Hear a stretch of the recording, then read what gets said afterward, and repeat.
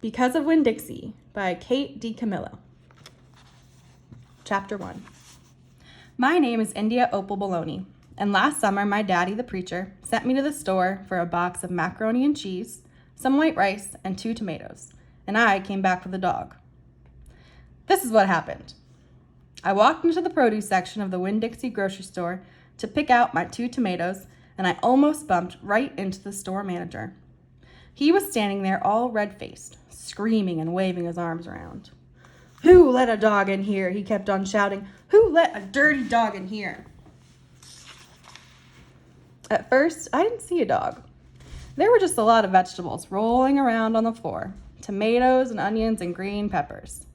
And there was what seemed like a whole army of Winn-Dixie employees running around, waving their arms, just the same way the store manager was waving his. And then the dog came running around the corner. He was a big dog and ugly, and he looked like he was having a real good time. His tongue was hanging out and he was wagging his tail. He skidded to a stop and smiled right at me.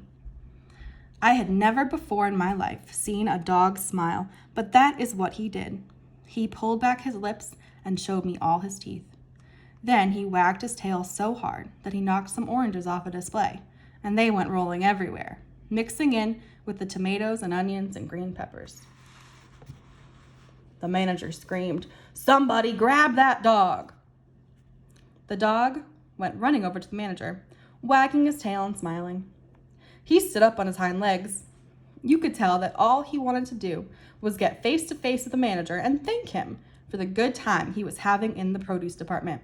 But somehow he ended up knocking the manager over.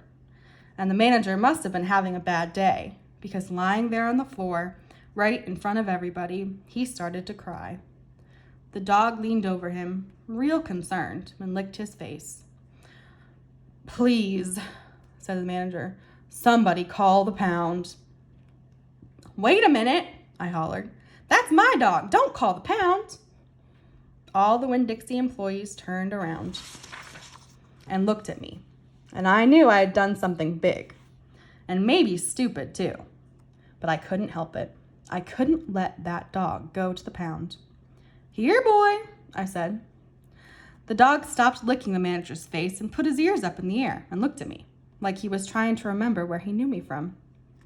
"Here, boy," I said again. And then I figured that the dog was probably just like everybody else in the world, that he would want to get called by a name. Only I didn't know what his name was, so I just said the first thing that came into my head. I said, "Here, Winn-Dixie." And that dog came trotting over to me, just like he had been doing it his whole life. The manager sat up and gave me a hard stare, like maybe I was making fun of him. "It's his name," I said, "honest." The manager said, "Don't you know not to bring a dog into a grocery store?"